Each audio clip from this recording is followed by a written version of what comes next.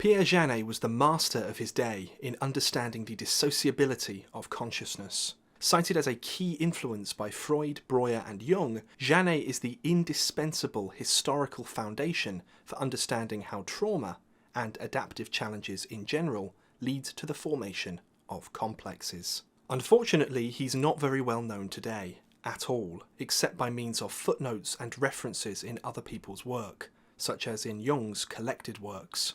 The reason for this is partly political, as in a systematic attempt by some of his contemporaries in writing over his contributions, and partly because he wrote in French.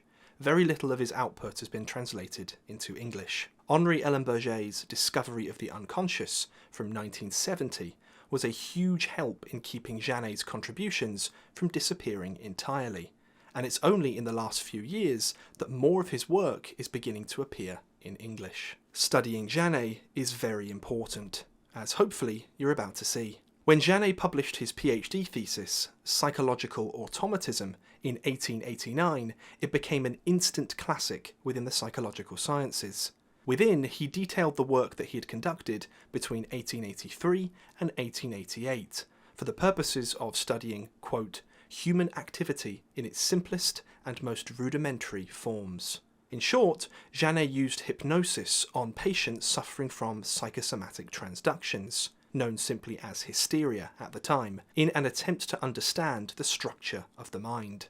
What he discovered was incredible. Janet came to understand that consciousness wasn't quite as simple as the Western Cartesian tradition had put forward up until that time, that of a singular mind separate from the body. For Janet, consciousness was a field, different to how Steve and Pauline Richards define a field to be, but rather as a dynamic gradient of consciousness. At the centre of this field was the I, one's ongoing sense of awareness, which extended out across a gradient of subconsciousness before reaching the true unconscious, what Janet termed the automatic, as in functions which simply take place mechanically. When Janet studied the eponymous psychological automatisms that he was investigating, that is essentially the hysterical symptoms of the patients, he found them to be operating in a subconscious fashion.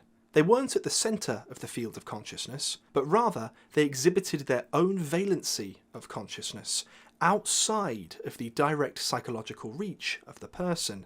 Janet thus described them as being dissociated from normal consciousness, but crucially with a form of consciousness of their own. Investigating the symptoms further through hypnosis, he noticed that, at their core, they all appeared to share a dynamic in common, something which he termed subconscious fixed ideas. He modelled it as such. At some point in the past, under conditions of mental weakness, that is, we could say in Steve and Pauline's model, lowered ego strength, a traumatic experience occurred which caused a dissociation in the field of consciousness. This dissociation led directly to the field of consciousness forming a subconscious subnuclei of itself, containing information about the original event. That is, as Janet was able to determine, usually a fixed idea.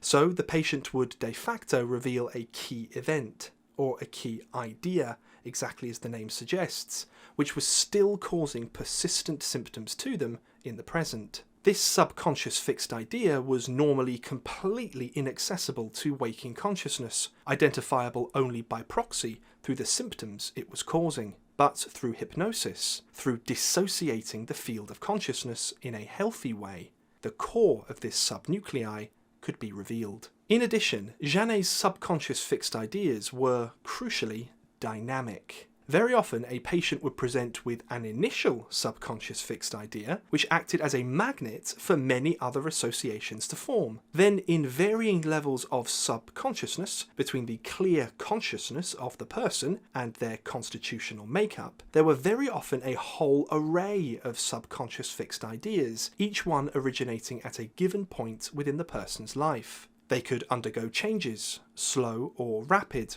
or otherwise become modified within the subconscious. Thus, Janet's work was the foundation of the field of complexes. He discovered dissociated, dynamic, autonomous, conscious unto themselves, agents of neurosis, fully capable of operating psychologically and biologically, which formed due to challenging personal experiences.